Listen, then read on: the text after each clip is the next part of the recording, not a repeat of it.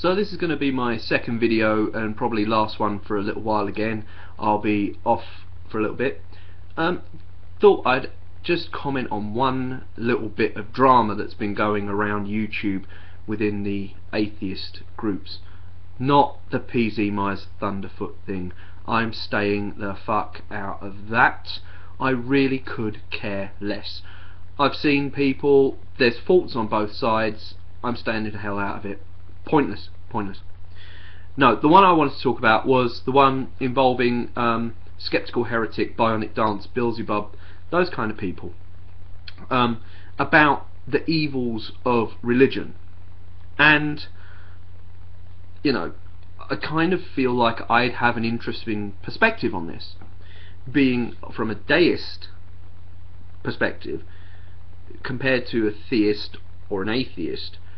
You know, I get the feeling sometimes. I was sat at work the other day and I was trying to explain what a deist is to one of the people at work in the break room who was a Seventh-day Adventist, and if you feel like you doubt their holy book, they'll tell you, no, we know because it's in here, it's true, because it's in the Bible. And you kind of have to say to them, no, you don't realise that the Bible's written by man, and it's written with an agenda in mind, like all religions are to meet personal agendas. And that's where, you know, a deist will share a lot with an atheist, and many previous deists went to be atheists around the time of the Enlightenment, because it just became more of a rational, reasonable thing. I don't dispute that atheism can certainly be a logical decision to make. It certainly feels a lot of the time like there is nothing above us, you know, in the Christian sense or the Islamic sense of a loving God, a watchful God who tends to his flock.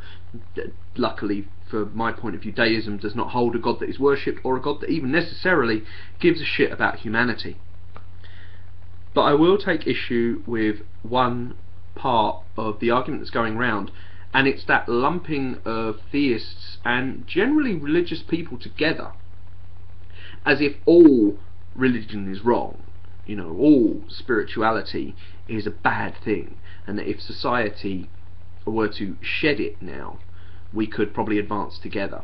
Now, I suppose I'm slightly, you know, to a degree in favour of that. I'm secular. I think religion's got no place in state governance. There shouldn't be state religion. There should not be bishops in the House of Lords. There should not be creationism taught by state schools. You know, if you're going to teach creationism, have it on your own dime in a faith school. Don't have it paid for by the taxpayer. You know, abortions should be provided by the state regardless of anyone's religious inclination of when a fetus is conceived. It should be along legal guidelines, not the Bible. And people of any gender should marry people of any gender they love and wish to spend the rest of their life with. The problem for me comes when people like Beelzebub and Bionic Dance have lumped theists together, because as people like Skep have said, there are people in this world who are spiritual and live perfectly good lives, and people like Bionic Dance will say, well, I'm not talking about them. And that's why I say, well, you're making a very big blanket statement.